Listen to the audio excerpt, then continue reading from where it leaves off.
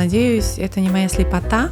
Приятно поделиться чем-то духовным. Не боитесь, что католическая церковь перетянет вашего сына? По кандидату и сложности никто не застрахован. Не важно, где я есть, важно, с кем я. Вот ложка дегтя тебе от меня Дегтяревой по девичьей Гейропа. Так, куда вы едете, там Содом и Гоморра. Ребят, просто оптимисты такие. Мы нашей культурой, которая у нас имеется, оказываем влияние на людей, которые оказываются вокруг нас, и они радужно нас принимают лишь потому, что мы нашей культурой и нашим влиянием вносим положительное что-то в их жизнь. Всем привет, меня зовут Дмитрий Никифоров, добро пожаловать на наш подкаст «Святые последних дней». Здесь мы с вами говорим на религиозные, духовные, возвышенные темы, которые нас всех беспокоят, которые нам интересны, которые могут вам также быть интересны. Спасибо, что присоединились к нам сегодня. У нас в гостях две очаровательные дамы. Это Ира и Маша. Привет, привет. Девушки. Спасибо, что присоединились к нам сегодня. У нас очень интересная тема сегодня, как, в принципе, и всегда. Я всегда говорю «очень интересная». Ну что ж за тема? Да. Тема, связанная с тем, что я не знаю, как ее обозначить. Вырезай. Это я обязательно вырежу. Будем сегодня говорить о том, как человек выбирает место жительства и существует ли конфликт внутри церкви на эту тему. Почему люди уезжают, куда уезжают, зачем уезжают, и есть ли вот сопротивление среди семьи, друзей, церкви и так далее. Вот почему такая тема актуальна, потому что мы сами уехали из России. Маша тоже уехала из России не так давно. Мы уже вот в Финляндии живем 4 года. А вы, ребята? Мы 1,5 года в Германии. Да. Ну вот сейчас расскажешь немножечко вашу историю. Как вы принимали такое решение? Сложно давалось, легко давалось? Расскажи, пожалуйста. Сложно давалось. Мне все сложно, любые решения даются. Хотя Косте, мне кажется, было легче. Он легкий на подъем, он служил на миссии. Это всегда легко меняешь места, да, людей. Ну, ты не привязываешься, прям врастаешь в какие-то места, где ты вот в одном только можешь жить. И также он потом переехал в Питер. В общем, для него это было как бы... Из Сибири. Из Сибири гораздо легче. А я за свою жизнь переехала из одной комнаты в другую. И да, это было легко. Но такой как бы глобальный переезд был, конечно, для меня очень большим шагом. То есть ты не просто переехал из города в другой город, ты переехала вообще сразу же в другую страну? Сразу же прыгнула прям в другую страну. Вот. Это было сложное решение для меня, но оно было немножечко легче из-за того, что это очень постепенно все шло. То есть мы готовились к нашему переезду в течение 2,5 лет, и за это время я уже как бы немножечко подпривыкла, да, к этой мысли, что я переезжаю, успела подготовиться, больше узнать, язык там чуть-чуть подучить. В общем, это помогло мне, действительно. То, что это было не быстро, не за месяц, там, даже не за полгода, а вот так. Вот мы переехали по программе еврейской миграции из-за корней Кости, из-за его прабабушки и бабушки, которые были евреями. И в Германии есть такая программа, она принимает такие семьи и, собственно, дает им поддержку. Есть интеграционная программа, как мы учим язык, нам помогают обустроиться во всех сферах. Вот это достаточно плавно и максимально, мне кажется, вот бережно к людям, которые действительно попадают в новую среду, новую страну. И да, так что на такую программу я скрипя согласилась, потому что, в принципе, это не был шаг в неизвестность какой-то там. В принципе, у нас было такое основные моменты быта, понятно нам, как это будет все выглядеть. То есть я правильно понимаю, что, сколько я помню, вы сначала изучали немецкий язык, еще будучи в Питере находясь? Да, мы чуть-чуть изучали, это самый-самый начальный уровень А1. Конечно, этого языка недостаточно даже, чтобы там, не знаю, булку в магазине купить. Ну, в общем, совсем такой начальный, но тем не менее, это хоть какая-то база, и когда мы уже начали язык учить непосредственно там на курсах, нам было гораздо легче, потому что мы уже что-то повторяли и пошли дальше, то есть уже был некий старт. Вот, да. Это помогало. Ну и дети тоже. Детям мы брали репетитор, чтобы они могли немножечко подготовиться, потому что у них не было никаких курсов интеграционных, они приехали, сразу же пошли в школу. Вот буквально чуть ли не через 2 дня после нашего приезда. Вот такие у них порядки. То есть детишки не могут не ходить в школу. Нет такого. Нет семейного обучения, нет никаких альтернативных вариантов. То есть ты там живешь, значит, ходишь. Вот и да, так и у нас получилось. А у меня вот такой вопрос, Маша. В чем тебе виделась основная сложность переезда и оправдались ли твои ожидания? Было ли это сложно или есть ли сейчас? Сложность основная для меня.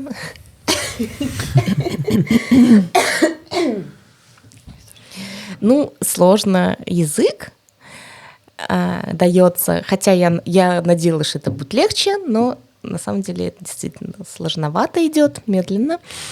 Сложно уехать от родных и друзей. Мне было, например, я очень привязана к маме, и, в принципе, я очень привязана к моим друзьям, которые меня окружали всю мою жизнь. И, конечно, ну, вот этот шаг такой был немножечко болезненный. Вот. Ну и в новом месте, получается, ты все строишь с нуля. Да? То есть хоть и вроде как есть помощь для нас была там в виде этих социальных программ, но все равно тебе нужно это все организовать. И не всегда все получается так быстро, как бы ты хотел. Не всегда все так гладко, как ты хотел. И не сразу, и, может быть, вообще не то, что ты бы хотел, получается, а то, что ты хотел, ничего не получается. И вот это мне было в какой-то момент действительно сложно, потому что навалилось все на немецком. Ну, было как бы не всегда. Ну, сейчас, наверное, это просто как женская натура, мы не можем все спокойно воспринимать. Ну, и течет, как течет. Вот течет, как течет. Я пойду за тряпку. Сегодня, короче, за этим столом все течет уже. 2 раза Алина чего-то, ой, Кристина пролила. Хорошо, это получается, ты сейчас рассказала о сложностях, но все равно в перемене в любой же ведь есть и что-то обнадеживающее. Вот что из положительного, что вот ты чувствуешь, что сейчас в вашей семье, ну как благословение сейчас, то ли можешь оценить? Да, но на самом деле мы сейчас, уже оглядываясь назад, видим, что переезд именно в тот момент был для нашей семьи очень большим благословением. И это еще раз подтверждает, что ничего не делается просто так. Да, то есть мы получили в какой-то момент решение для нашей семьи, мы молились, мы получили это решение о переезде, и мы к этому готовились. Конечно, мы не знаем, что будет. Мы хотим, чтобы было что-то, но, оглядываясь назад, мы видим, что это случилось действительно все именно в самый нужный момент для нашей семьи, потому что вот эти времена, когда наступила корона, у нас с Костей у обоих работы наши испарились. Вот, и то есть вы начали процесс, или вы уже были в процессе переезда во время коронавируса? Мы начали все задолго до коронавируса. Да? И получается, когда уже он уже, в принципе, подходил к концу, ну, даже где-то в середине, наверное, этого процесса мы переехали. Ну, именно в этот момент у нас без работы остались без работы мы оба. Да, потому что вот мы работали с иностранцами, и иностранцы и с той, и с другой стороны, они просто перестали ездить. И мы как бы понимаем, что именно в нужный самый момент мы перескочили дальше, потому что, ну, иначе нам приходилось вот эти вот вопросы безденежья решать. Там, наверное, бы как-то тоже все это получилось, но именно в самый наилучший момент это случилось там. И просто какое-то внутреннее чувство, что ты там, где ты должен быть, оно на самом деле очень поддерживает. Потому что много, конечно, сложностей всяких и мелких, и там просто сложных моральных, да, и, ну, вот это чувство, что ты все равно там где-то на верном пути, оно как бы поддерживает и помогает идти вперед. Вот это я хотел бы, кстати, тоже вопрос задать. Мне кажется, плавно перешли на эту тему. Как вы принимали решение, как вот вы Бога подключали в этот процесс? Потому что, насколько я понимаю, это достаточно такое сложное решение, и оно очень духовное, и, ну, просто взять и сменить так жизнь резко, но это очень тяжело. Как вот вы получали такое подтверждение небес о том, что вам нужно? Ну, это, знаешь, может быть, не в один день происходило какое-то, да, а просто вот мы начали об этом задумываться. Сначала появилась какая-то информация, потом, ну, как семечко, да, зародилось, потом оно там как-то зрело. Я вообще никогда не собиралась никуда переезжать. Я обожаю Питер, я вообще там считаю, что это лучший город на земле, и как бы мне не было какой-то вот страсти куда-то сбежать, там, что-то там, не знаю, поменять. То есть я себе жила, и мне все устраивало прекрасно. Вот, а Костя мне... Об такой, ну давай попробуем, ну вот у нас есть такая возможность, мы вот они узнали в какой-то момент, ну давай. И когда-то я такая, ну, может быть, действительно. То есть оно как бы постепенно как-то шло к этому, и в какой-то прекрасный момент мы просто, ну, решили, что мы будем молиться, и мы оба почувствовали, что да, мы хотим попробовать. Ну, даже в тот момент у нас не было гарантии, что у нас что-то получится. Да. То есть у нас был такой длинный период как бы с документами, и мы до последнего практически не знали, одобрят нам это все или нет. И опять же, не было тогда, в тот момент, я помню, что у меня каких-то чувств, что «О, пожалуйста, только нам одобрят». Мне как бы было абсолютно спокойно. Если бы нам отказали, я бы сказала, ну, классно, значит, живем дальше, да, продолжаем так, как... Какое-то доверие, может быть, Богу, что Он приведет нас по нужному пути, если мы будем туда двигаться. Если нам туда не нужно идти, просто у нас не получится ничего. Да. Как бы он нас уведет, значит, плавненько от этого. То есть мы же не знаем будущего, мы можем предполагать что-то, начинать действовать. Если оно хорошо, как бы Небесный Отец нам поможет пройти. Если оно не наше, мы просто туда не попадем. Ну, в общем, получилось так, что вроде как все получилось, и достаточно гладко относительно истории, которую я слышала вот с этим всем. Так что я считаю, что, наверное, все так, как он действительно от нас хотел. И это чувство внутри тоже подтверждает. Классно. Есть у тебя вопросик? Да, у меня, например, вот вопрос такой, как бы у вас сменилось окружение, получается, и теперь, говоря о церкви, да, ты вспоминаешь Питер, который ты любишь, и говорила, что у тебя там было уже очень много новых друзей. Вот как выстраиваются взаимоотношения сейчас у тебя с людьми, которые вас на сегодняшний день окружают в Германии, и... В каком городе, кстати, вы обосновались? Город называется Ланцхут. Это по немецким меркам достаточно крупный городок, по российским меркам всего лишь 75 тысяч жителей, как тот райончик, в котором я жила в Питере, такой маленький. Вот. Но, Рыбацкая. Да, Рыбацкая. Но он в 30 минутах от Мюнхена, и это как бы близость тоже как бы его это... ценности ему придают. Вот. Там есть приход. Мы выбирали город, в котором нам жить, и это было одно из главных критерий, чтобы в этом городе был большой приход. Потому что я всю свою жизнь провела в маленьком приходе. Мне всегда мечталось быть в большом. И мы как бы рассматривали вот то место, где мы хотели бы обосноваться, именно с этой точки зрения. И вот мы выбрали Ланцхут. Я могу сказать, что нам очень сильно повезло с приходом. Чудеснейшее место, очень добрые, отзывчивые люди, которые с первой же минуты окружили нас теплом и заботой.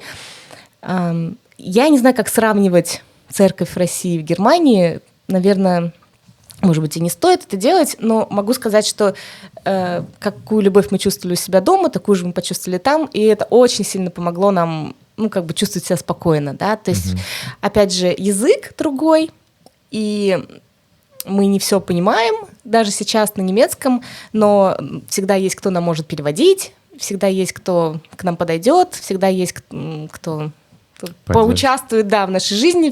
Сразу с первого же дня были люди, которые подходили и спрашивали, что нам надо, чем нам помочь, помогали какими-то конкретными вещами важными. Так что эту заботу вот именно от церкви мы чувствовали прямо с первого дня. А здесь, получается, насколько я понимаю, Костя служил достаточно в серьезном призвании, ты тоже служил в призваниях, и вы чувствовали, что вы можете... то есть не вам служат, а вы служите, да? А здесь получается, что вы приехали и служат вам. Нет ощущения такого, что в вас не особо нуждаются, там, что вот как бы без вас, в принципе, все было нормально? Да, есть ли у вас призвание? Ну, как бы чувствуете вы свою важность там? Мы, когда попали вот в тот приход, где мы сейчас живем, это случилось через полгода уже после нашего приезда. Первые полгода мы ходили в другой приход, и тоже чудеснейшие люди. Мы думали, это очень классное место, как бы все по нарастающей. В общем, каждое новое место еще лучше предыдущего. Прям такая чудесная история. Боюсь представить, что же ждет нас дальше. По поводу призвания, конечно, мы и ощущали себя в неком переходном периоде, да, то есть понятно, что сменилось все, сменился язык, и, естественно, мы не могли включиться вот так же максимально сразу же, да, при том, что еще Костя первое какое-то время, я уж не помню сколько, первые несколько месяцев он оставался онлайн-епископом Невского прихода. Ничего себе. Да, когда мы уже переехали, его не сразу отозвали, вот, и у нас не было призвания первое время, потому как мы только знакомились со всеми, и они, видимо, пытались понять, что лучше для нас, да. Вот. И на самом деле мы тоже благодарны за то, что нас не сразу кинули куда-то на что-то важное, потому что действительно нам нужно было прийти в себя немножко первое время, как-то вообще быть чуть-чуть, устроить, вообще осознать, что вот это случилось. Потому что я тоже как турист ездила первый месяц и смотрю, как все классно вокруг. Ну, и не то, что вот я, это мое, да, то есть я это вижу впервые, мне было немножечко дико. Вот. А теперь уже, когда прошло какое-то время, нам дали призвание, вот, Костя служит с молодыми мужчинами. У меня сначала было призвание в молодых женщинах, теперь у меня в обществе милосердия, и в каждом обществе нам есть чем помочь. Как бы есть кому служить, да, есть что-то привнести, наш опыт какой-то. Так что... И неважно, говоришь на языке ты или не говоришь? Как бы языковой вопрос в Германии вообще это дело такое отдельное, потому что там такое количество огромных иностранцев, которые так или иначе говорят на немецком, а кто-то вообще не говорит, что немцы как-то привыкли общаться с такими людьми, да, привыкли к детям, которые не говорят по-немецки, они быстренько учат их, да, то есть у них это как-то все уже продумано, что делать с иностранцем, да, потому что я не очень себе представляю, если вот немецкий ребенок попадет в русскую школу, будет ли ему так комфортно, как моим детям, которые попали из русской школы в немецкую, да, то есть тут как бы не было какой-то неловкости, какой-то дискомфорта какого-то у них не было никаких слез, что там я ничего там не понимаю, я туда не пойду, такого не было. Вот. И также и в приходе тоже. Очень достаточно все плавненько, и где-то на английском, где-то чуть-чуть на русском, где-то уже немножко на немецком. С детьми проще, они сразу же на немецком начали, и как бы им это действительно получается, они хорошо себя там чувствуют. Круто. Опять я слово использовал. Да, ничего. Замечательно. А я вот думаю, знаешь, еще что о таком вопросе. Получается, что все равно, несмотря на то, что люди замечательные в окружении, зная по себе, потому что мы тоже переехали в другое место, есть некий такой голод и поиск тоже людей, своих людей на новом месте. И при этом это не так-то просто. Все же нужно время, годы. У тебя есть уже дети, и семья занимает довольно много времени. И нельзя просто выбрать какого-то человека. Нужно всей семье выбрать семью. И как бы это все так осложняется, усложняется. И, понятное дело, у нас сейчас есть возможность держать связь по телефону с друг другом, но тоже... Когда не строишь общих планов или еще что-то, это все. Ты понимаешь, о чем я говорю? Да, ты еще первые 1,5 года, и ты понимаешь, о чем я говорю. Я тебе уже говорю, спустя 4 года. И это дальше будет так идти. Но почувствовала ли ты необходимость, возможно, стать ближе чуть-чуть к Богу во всем этом? Или, в принципе, ты считаешь, что вот твой переезд не особо сильно изменил твои взаимоотношения с Небесным Отцом? То есть ты как бы... Вот в этом ключе у тебя никаких не замечала ты изнутри изменений? Ты все верно говоришь. Как бы отрыв от старых друзей и поиск новых. Да? То есть это то, в каком мы сейчас находимся в процессе. Конечно, мы очень открыты, мы стараемся всех прощупывать, кто бы откликнулся нам в ответ. Да? И этот процесс еще, я думаю, только начался. Мы все еще в поиске, конечно, но уже есть, как говорится, какое-то окружение, которое нам нравится. Конечно, друзей детства никто не заменит, да, это и невозможно, наверное, сделать. Может быть, конечно... Мы начинаем ревновать уже. Да, это уже давно случилось. Но Маша говорит все правильно. Пока что правильно. Пока что все говорит правильно. Дипломат.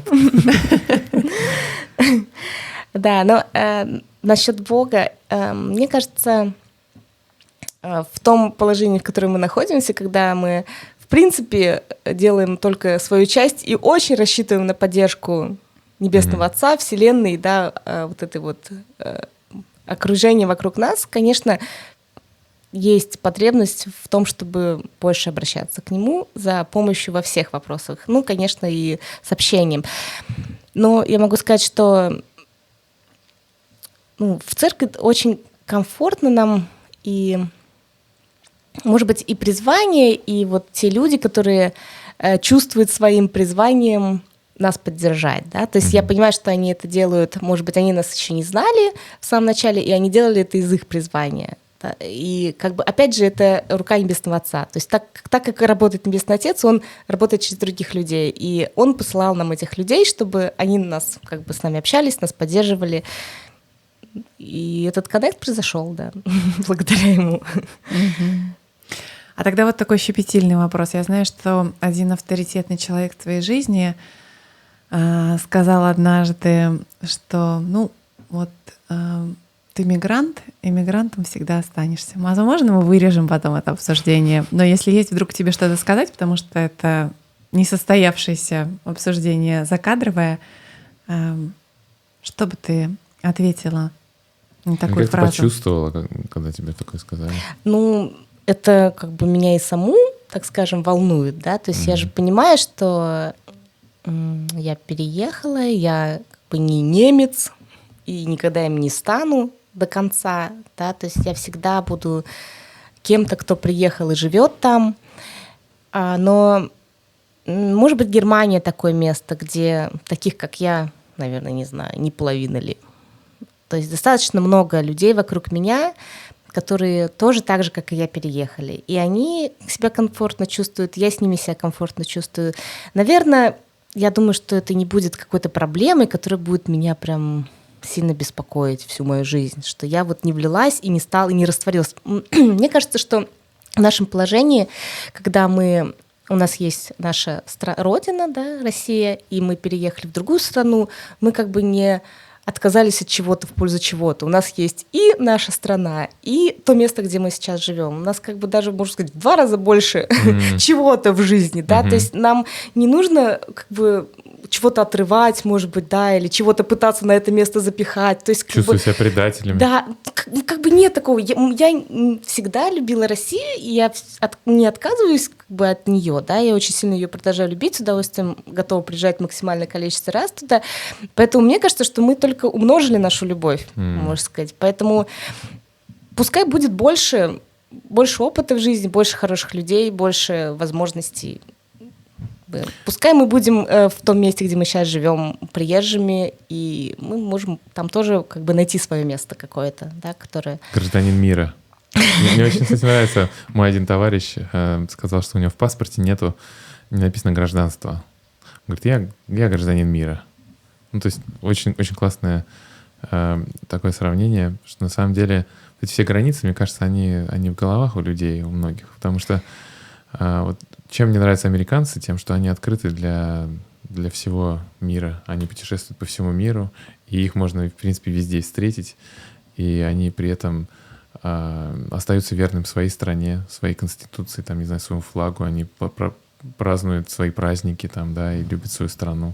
То есть, но при этом могут жить всю жизнь где-то в другом месте. Ну да, одно другому не противоречит. И мы просто видим тоже, как бы, вот живут там целые кланы, например, турецких ребят, да, вместе там как-то держатся, и также с других стран, и это достаточно гармонично там, не знаю, это просто такое место, которое немножечко особенное вот в этом плане, из-за того, что просто очень большая намешанность всяких национальностей. Для России это не нормально, да, то есть у нас такого нет, у нас есть русские, есть небольшое количество иностранцев, которые тоже живут, но они как бы не подавляющее большинство, поэтому Ну, Россия тоже многонациональная страна. У нас много разных народностей, языков. И, да, это вполне все гармонично, принципе, да? Все гармонично уживается. Ну, с некоторыми оговорками, конечно. Вот такой вопрос. Ну, то есть вы почувствовали, что есть рука Бога вот в вашем переезде, да? Потому что кто-то решает оставаться, и я думаю, что в этом тоже есть рука Бога, да? То есть я знаю истории, когда ребята рассматривали возможности куда-то переехать, но молились, вот так же, как и вы, и не уезжали никуда. И на самом деле у нас то же самое было. Вот когда я служил в Финляндии на миссии, когда я вернулся домой, я хотел вернуться обратно в Финляндию, чтобы учиться. Я Ире об этом сразу сказал, еще когда мы переписывались только, да. И мы искали возможности, да, но их не было, и мы молились, и ответов тоже не было. То есть, ну, тогда было не время, да. Вот, и, ну, как-то мы продолжили жизнь, счастливую жизнь там, где мы жили, и получали удовольствие от этой жизни. Так что, действительно, как ты говорил, мы тоже не искали возможности уехать. Так вот, вопрос такой, вот как вы, может быть, наверное, сейчас еще рано задавать этот вопрос, но задавались ли вы таким вопросом, зачем Бог вас вывел туда, где вы есть на данный момент? Потому что на протяжении истории Бог уводил людей, вот он сравнивает это, как отламливает ветвь от дерева, да, и уводит куда-то. Праведную ветвь отломил и куда-то увел, да, и там вот люди продолжали жить. И на протяжении всех священных писаний постоянно вот перемещение каких-то людей, да, то есть, но была какая-то причина для этого. Вот как вы думаете, какая у вас причина? Слушайте, есть? Наверное, есть. Хочется верить, что все как бы для чего-то. Ну, вот, но пока что мы еще не видим вот всей картины. Пока мы можем рассуждать только с нашей мирской точки зрения, зачем мы туда поехали. И это было не бегством от каких-то трудностей, может быть, в России или что-то. Это было просто как, так как у нас была эта возможность, мы воспользовались как новый опыт в жизни. И также желание для детей дать каких-то больше возможностей, как минимум языков, которые они очень хорошо выучат, естественно, ну, живя в среде, да, языковой. Ну и также обучение, может быть, спорт. Все это сейчас мы уже видим, что это уже началось, да, для них. И ну, как бы тут мы уверены, что мы на верном пути, пока что все получается хорошо. Насчет конкретно какого-то суперпризвания именно вот в этом пути, наверное, надо чуть больше времени, чтобы оценить, что действительно за работа нам уготована там. Ну, а вот ложка дегтя тебе от меня Дегтяревой девичьей.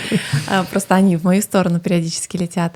А ты понимаешь, что на твоих детей оказывается влияние, да, Европы, а у нее есть некоторые синонимы, например, гейропа или еще что-нибудь. Ты говоришь сейчас о положительных моментах, но вообще-то ты знай. Вот что бы ты на такое ответила? Ой, этим меня достаточно много пугали заранее. Некоторые люди, отдельно, и в том числе моя мама даже, она такая: куда вы едете, там Содом и Гоморра, там просто на каждом шагу что-то страшное происходит.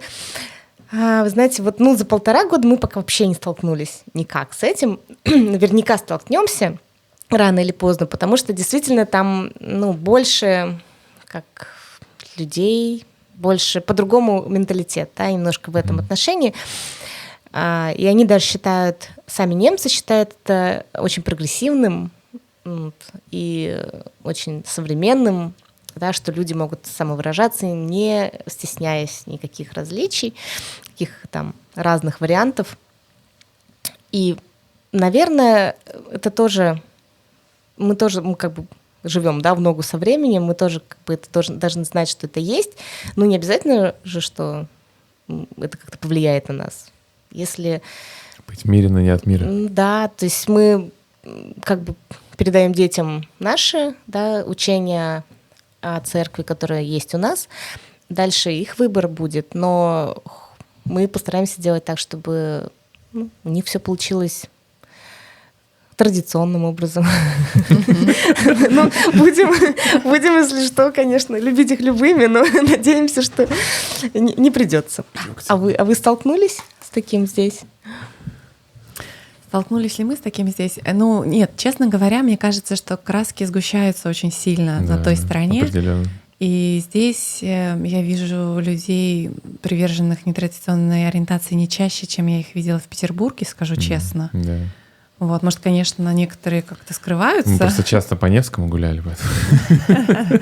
Вот, поэтому, может быть, с детьми более открыто могут разговаривать на эти темы друзья, я не знаю. Но мне кажется, это то же самое может происходить и в России.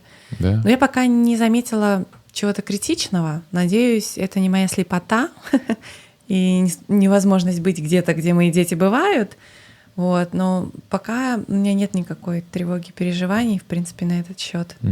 Да. Вопрос. Как в церкви воспринимают подобного рода решения?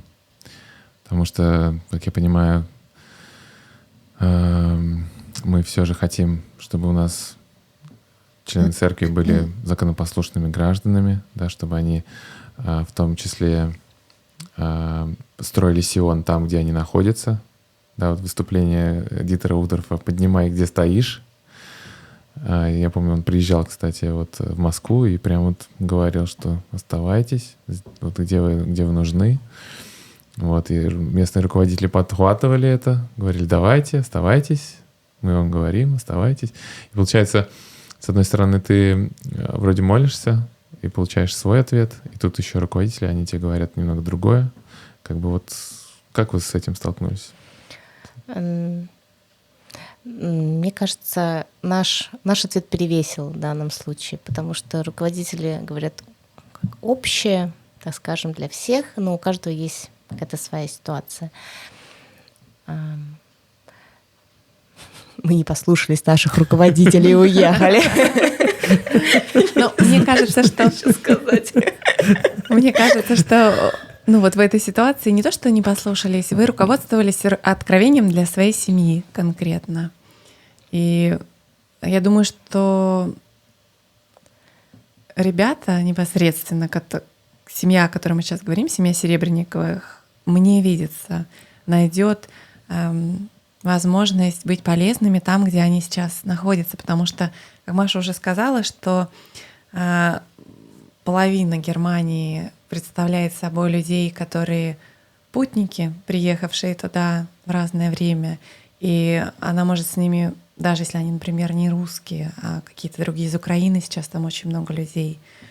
И из других стран, которые, может, на английском говорят или на каком-то другом языке, но у вас есть понимание друг друга, да?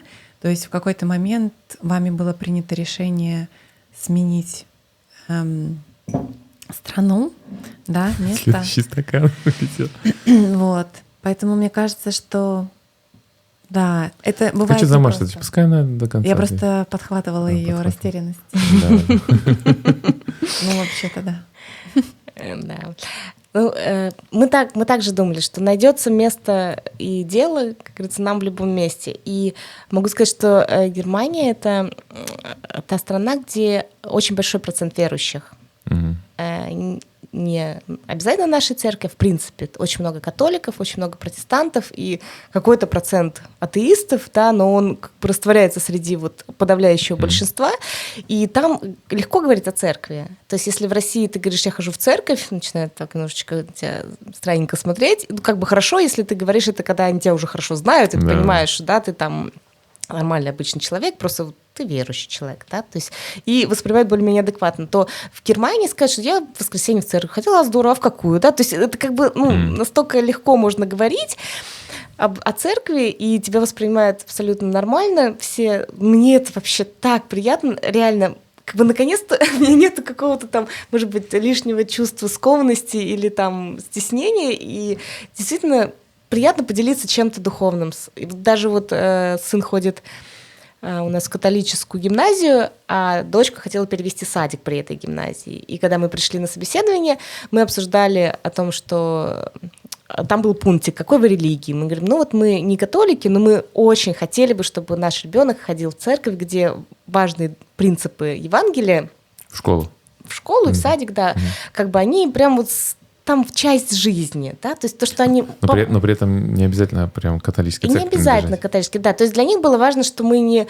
Как бы они будут молиться, а наш ребенок уйдет, потому что для него это ничего не значит, да, или они будут говорить про Бога, там, про чудеса, про то, как нужно служить другим, а для ребенка, ну, как бы в семье это не имеет никакого значения, и как бы там тоже, да, то есть он как бы не воспримет это так, как, ну, все остальные детки, да, и будет как бы слушать. Ну, и опять же конфликт может быть какой-то, да, говорят одно там в садике там, или в школе, а дома... Не боитесь, что католическая церковь перетянет вашего сына? Да, пока нет. Ну, в католическую церковь он не ходит на мероприятия, да, он не ходит на причастие, он просто основные принципы из Библии они изучает там. Он учит какие-то стихи из Библии на немецком. Я считаю, что, наоборот, это классно. Ну, я просто... У нас сын лютеранский класс ходит тоже, в принципе. Ну, не в школу прямо, а вот у него раз в неделю, да, занятия. От лютеранизма, ветеранства. Да. Так что, мне кажется, любая религия — это лучше, чем ее отсутствие. Да, 100%. Да. Я, знаешь, что думала, у меня такой вопрос был, поддерживая беседу, он, может быть, не совсем вытекает из обсуждаемого ранее, но есть какое-то у тебя видение будущего вашего? Или сложно сказать? Как-то ты... Какие у вас планы? Да. На ближайшие 20 лет?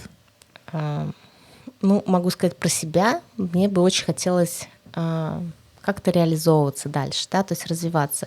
Мой процесс с детишками уже потихонечку плавно как бы сворачивается, потому что они уже растут, им не так много нужна я каждый день, и я могу уже заняться чем-то, что нравится мне. Мне бы хотелось как бы больше в этом развиваться. Ну, Костя, я тоже думаю, меня поддержит. Так что мы будем искать просто себя, где мы можем работать, да, и чем мы можем быть полезны миру. Да. Также Германия, ну и вообще Европа, это же там все тесно, это очень много возможностей для путешествий и открытия новых мест. Ну, это мы уже точно начали практиковать активно. Так что, может быть, это не цель жизни, но это очень классный бонус, который теперь есть. Да, я думаю, что тема переездов сейчас очень остро стоит для многих людей в связи с некоторыми событиями. Ты говорила, мне очень понравилось вот это твое сравнение о том, что когда вы переехали, у вас как будто больше стало, да, то есть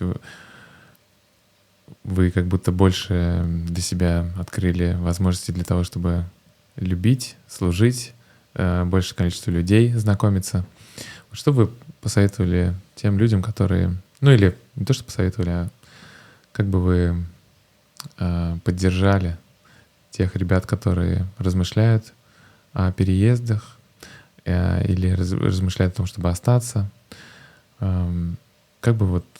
Что бы ты сказала таким ребятам? Ну, конечно, это личное дело, переезжать или оставаться, и тут нужно не смотреть на кого-то, да, вот все поехали, я побежал просто потому, что все куда-то побежали, да, действительно, ну, понять для себя, что есть твое собственное желание, что есть, может быть, какой-то ответ от Небесного Отца относительно тебя, твоей семьи, вот, но если это желание есть, если этот ответ получен, то, может быть, не стоит бояться шагнуть вперед, потому что мы всегда можем шагнуть назад. Ничего не мешает нам понять, что как бы дома было лучше, да, и мы можем вернуться. И я уверена, что будет чудеснейшее чувство, даже если такое случится. Как бы все будет хорошо в любом случае. Поэтому по факту как бы, ну, не так уж много мы теряем, просто новый опыт, который есть у нас. И даже если этот опыт вдруг по какой-то причине окажется отрицательным, это тоже опыт, который нам нужен был на этом этапе жизни. Ну, хочется верить в светлое будущее, так что не стоит бояться делать какие-то шаги, которые что-то изменят вокруг. Ребят просто оптимисты такие. Сложно с такими оптимистами. Все время у них ответы на все вопросы. Да. Потому что все же переезды, это большие затраты, и ты как бы оставляешь свою работу, прежнюю жизнь, вообще все, оставляешь друзей. На самом деле так оптимистично не каждый может человек посмотреть, потому что на самом деле просто. И, кстати, по поводу энтузиазма, вот я читаю книгу Мормона сейчас. Если вы читаете, тоже со мной спасибо. И там была история про Зенифа и про то, как вот он очень-очень-очень-очень хотел вернуться в землю своего наследия, там, как она, земля Нефия называлась, а там жили ламанийцы. И получается, что немного такое странное решение, да, то есть оставить все, что есть, и туда уйти. И первая попытка, которая у них была, она была неудачной. Они там все передрались и там переубивали друг друга. Осталось там буквально чуть горстка людей. Вернулись назад, но он все равно хотел опять. То есть у него какое-то вот это было желание сильное там прям вот. Вот. Они переехали туда все же. 20 лет там пожили и попали в рабство к ламанийцам. Ну, то есть вот, казалось бы, да, история не очень позитивная. Потому что она их привела в рабство. То есть они поехали куда-то в незнакомые земли и попали там в рабство. Да? Но каким образом потом все разрешилось, да, интересно? Что на самом деле, вот как ты говорил, мы не можем видеть все сейчас от начала, как будет дальше, как будет потом в конце. Но даже вот такие ситуации, как ты попал в какие-то трудности, где, я не знаю, с которыми ты сама своими силами не сможешь справиться. Несмотря на то, что у вас сейчас прям вообще так прекрасно... Я не хочу пророчиться, что у вас будет все плохо, да, в будущем. Но никто не знает, да, как будет завтра. Мы тоже не знаем, как у нас все сложится завтра. Вот. Но вот эти ситуации Бог с Богом Он может помочь разрешить их таким образом волшебным развернуть, каким мы даже не можем себе представить. Но вот по поводу вот этого энтузиазма прям вот мне вспомнилась эта история. Я могу тебе сказать, что даже те, кто никуда не уехал, у них тоже может быть сложности, да? То есть сложности никто не застрахован. Ни те, кто остаются, ни те, кто уезжают, ни те, кто решают что-то. У всех будут сложности. Другой вопрос, чему мы учимся через эти сложности, как мы их проходим. Да. Ну и опять же, мы можем сменить наш курс на 180, если мы захотим. А может быть, мы не захотим, может, мы хотим куда-то поехать дальше.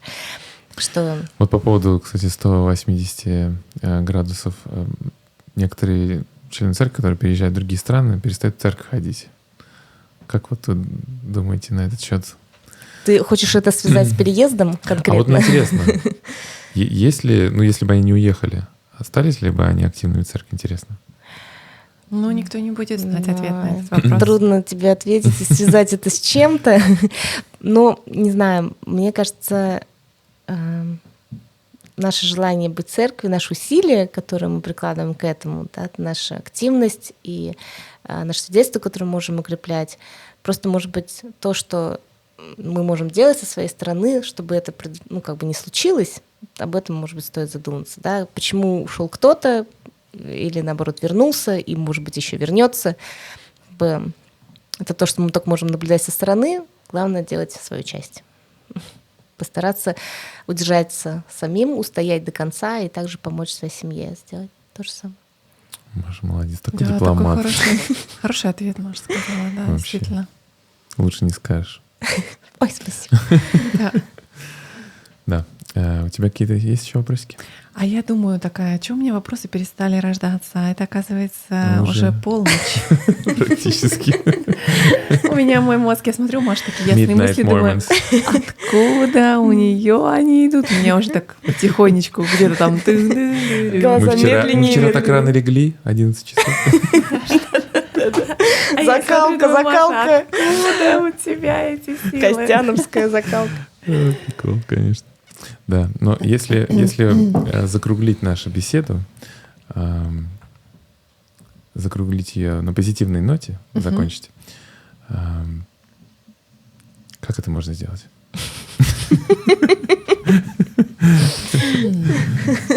Мне кажется, один из вопросов, который тобой уже был задан, мы же обращаемся с этим диалогом к людям самым разным.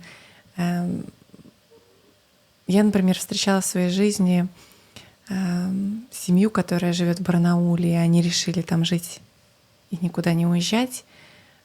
И я восхищалась именно в тот момент.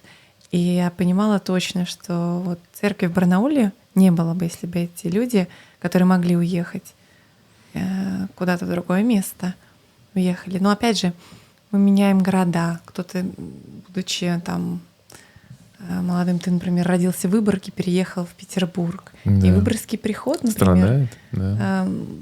такое произошло с многими ребятами, которые там выросли. Да. Да. И сейчас они, хоть и в Санкт-Петербургском коле служат. Вот, поэтому, говоря, наверное, о теме сложности принятия решений в этом вопросе переезда с этой грани, тут тоже нужно руководствоваться откровением, как мы уже упомянули, и, да, наверное, учиться выстраивать взаимоотношения с Богом, потому что тоже о том, насколько правильными были приняты наши решения, мы узнаем только через время. И, возможно, что-то будет в нашей жизни не так, как нам хотелось бы, именно из-за того, из-за того, что мы теперь живем в других странах. И наоборот, у тех людей, которые остались, быть там, где они родились, допустим, и живут. Поэтому, мне кажется, выводы очень сложно делать, хотя нужно было бы сделать глубокий ресерч и прям Статистику какую-то взять, отследить, пересмотреть фильмы на эти Мне темы. очень понравилось, что ты сказала, что нам нужно оставаться верными Небесному Отцу, где бы мы ни находились. И мне кажется, это самое важное из нашего сегодняшнего обсуждения, что если мы остаемся верными Небесному Отцу, если мы следуем влиянию Святого Духа, мы продолжаем искать откровения каждый день, как вот президент Нельсон сказал, да, что в современном мире без откровения человеку будет очень сложно. То есть откровение должно литься рекой.